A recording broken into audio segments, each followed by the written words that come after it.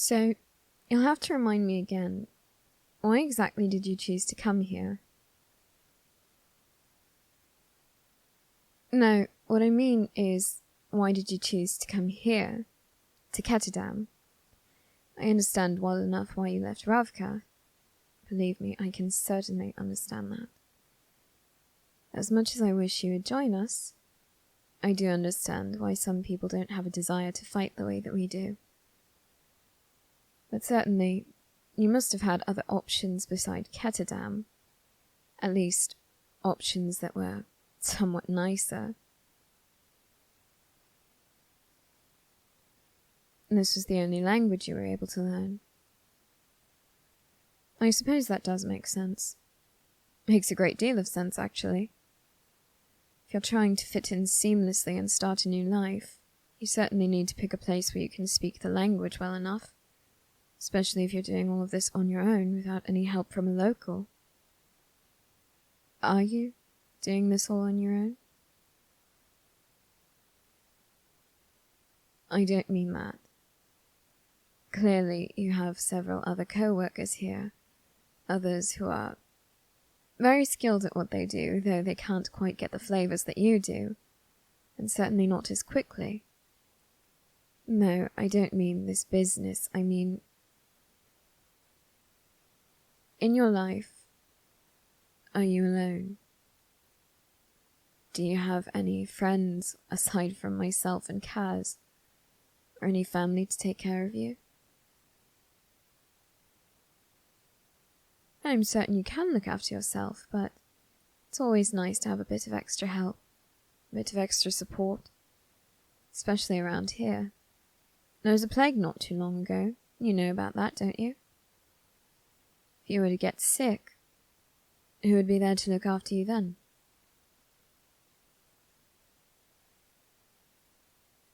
Obviously, I don't mean specifically that. If you were to contract firepox, that would be quite devastating to anyone who's around you. No, I mean, if you were injured, if you were sick with anything else, unable to work, do you have someone to look after you?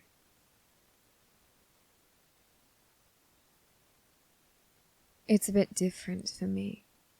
I can look after myself just fine. I am a heartrender, as I've told you. I can heal just fine. No, I can't heal as well as a natural-born healer, but I do have my skills. They certainly aren't useless. As a matter of fact, I can. I can tailor people fairly well, though not nearly as well as Jinya Safin. You've heard of her? I would assume so. You are what you are, after all. She has powers rather similar to yours. Indeed. I suppose if both of us worked together we could be quite like her, couldn't we? Under normal circumstances I'd be happy to tell you what she's like, in person. However, I get the feeling you're avoiding the topic I asked you about. You don't have to look so embarrassed. You do realize that a lot of people around here come from the same place, don't you? No family, no friends, no home to call their own. Scraping by however they can. Why do you think this place is like this?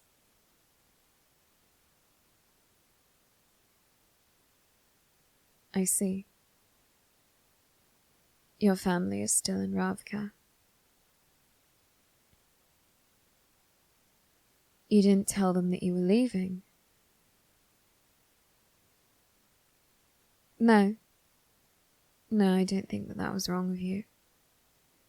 After all, if you were so determined to get out, why tell someone who would have a very good chance of convincing you otherwise? Family is good. It supports you. But at the same time, it is a weakness when you need to do what's best for you. If you were to look them in the eye and tell them that you were leaving, I would imagine that your parents or your parent would probably look at you with fear and sadness. Not because you've done something wrong, but because they would miss you so much. Because if they aren't there to be with you, to keep you safe, to look after you, even if you don't need it,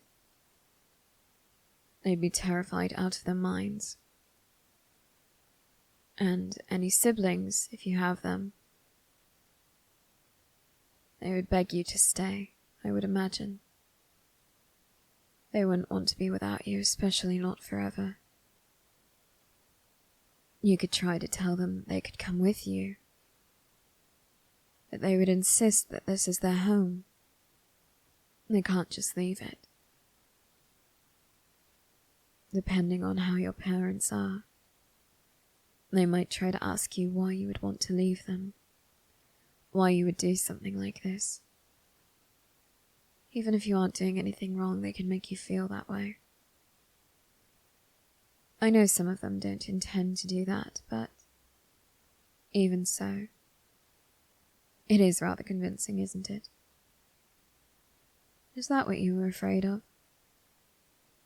You thought that if you would say goodbye to them, if you were to give them that one last moment with you, they would make you change your mind. That isn't entirely it. What else was it?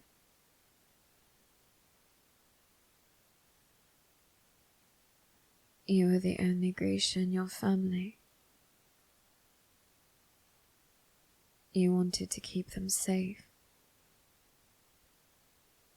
So you thought that if they knew where you were, they might be hurt because of it.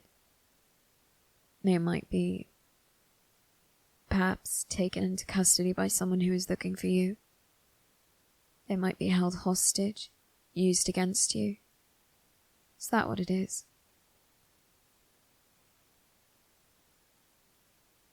I can understand that as well. I don't particularly like the idea of never caring about anyone else, but there's one thing that Kaz is right about usually. Love is a weakness. It can be used against you so easily. For the people you care about, you want to keep them safe. Sometimes you have to do the hardest thing imaginable. You have to hurt them to keep them from being hurt in far worse ways. I should have known you would bring that up in response.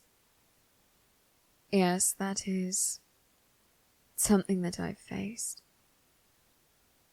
As I told you, the man I'm trying to save, the man I sentenced to Hellgate by trying to protect him. I lie awake every night, trying not to fall asleep because I'm thinking of ways to get him out of there. And when I do dream, I find myself dreaming of him clawing his way out to come and kill me for what I've done to him. And a part of me believes that I deserve that. For everything I put him through.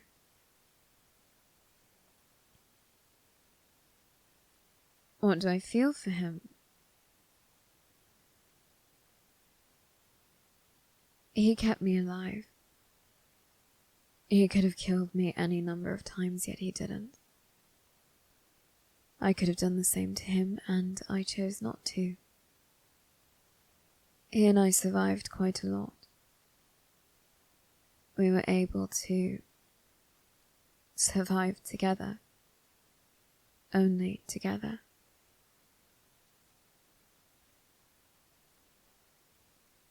You think that seems unnatural? Prey falling for its predator. I can understand that. Well, it's truly unnatural as a man being as stupid as he is tall, and yet he exists. I don't know. I don't know if you would call it love that I feel for him. For a few nights, I did wonder, when we were sleeping beside each other, huddled together for warmth. I began to imagine what it might be like if we could just... If we didn't have to be Nina Zenik, Heartrender, and Matthias Helvar, Druskilla. I wondered what it might be like if we had been born into a different world, one where we didn't have to be enemies.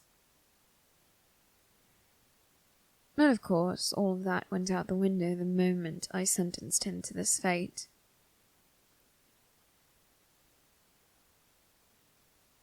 I do. I do still wonder about that. I don't like to admit it, but I do sometimes wonder about if things had gone differently. If we'd been able to get out of our situation without all of this. I don't know what would have happened. I don't know that he wouldn't have turned on me the moment our survival wasn't at stake, but I like to think that he wouldn't. I certainly wouldn't have.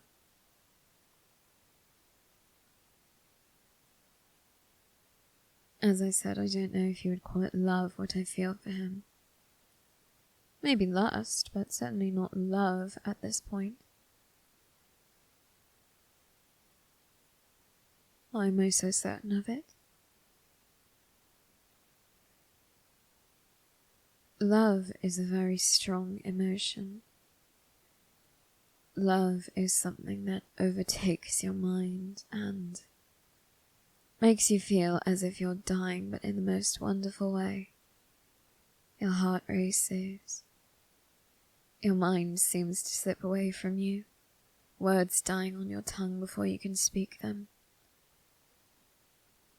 Your hands start to feel a bit clammy. Your knees go weak from nervousness and excitement, both working together to create absolute hell on your heart. But it feels so good, so you don't entirely mind it. That's what love is to me. That's what it feels like physically. Emotionally, love is being unable to tear your gaze away from someone, thinking about them day and night, feeling time move slowly and slowly, counting the seconds, counting the minutes and the hours until you get to see them again, waiting outside their shop, watching for their hands to flip the sign to open so that you can rush in and see them again. That's what love is to me. What is love to you? I can feel your heart racing. Can see you trying to look anywhere else but me, but you just can't. You can't seem to speak, and you're struggling to focus, aren't you? Perhaps I should leave now. Let you consider your answer.